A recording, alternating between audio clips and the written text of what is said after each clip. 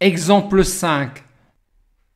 On jette 2 fois un dé équilibré et on souhaite déterminer la probabilité que la somme donne 7 ainsi que la probabilité que la somme donne 4. Face à un tel énoncé, voit-on des cases lampes à utiliser pour caractériser l'événement dont on souhaite déterminer la probabilité? Oui, et lesquelles? Il s'agit des cases numéro du lancer 1, numéro du lancer 2. Et quels sont les mots qui correspondent à l'événement la somme donne 4? Il y a 3 mots, le mot 1, 3, le mot 2, 2 et le mot 3, 1. Chacun de ces mots a une probabilité 1 sixième fois 1 sixième de se produire et la probabilité que la somme donne 4 est donc égale à 1 douzième.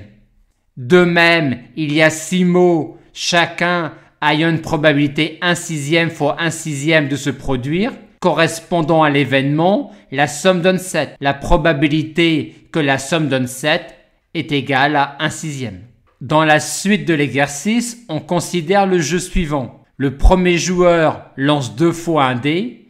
Si la somme est 7, il a gagné. Sinon, c'est au tour du joueur 2 de jouer. Le joueur 2 lance alors 2 fois un dé. Si la somme est 4, il est déclaré vainqueur.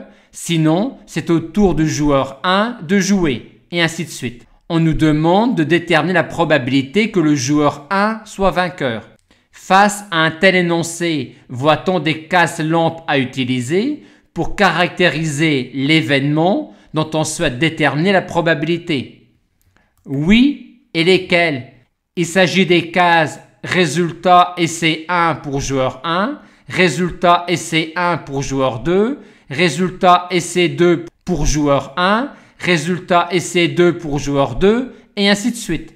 Chaque case prenant comme valeur O ou N, selon que le joueur a obtenu ou non la somme désirée. Et pour quel genre de mot J1 est vainqueur? Pour le mot O, pour le mot NNO, pour le mot NNNNO, et ainsi de suite. Étant donné que la probabilité que la somme donne 7 est 1 sixième et que la probabilité que la somme donne 4 est 1 douzième, la probabilité de ce mot-là est 1 sixième, la probabilité de ce mot-là est celle-là, la probabilité de ce mot-là est celle-là, et ainsi de suite.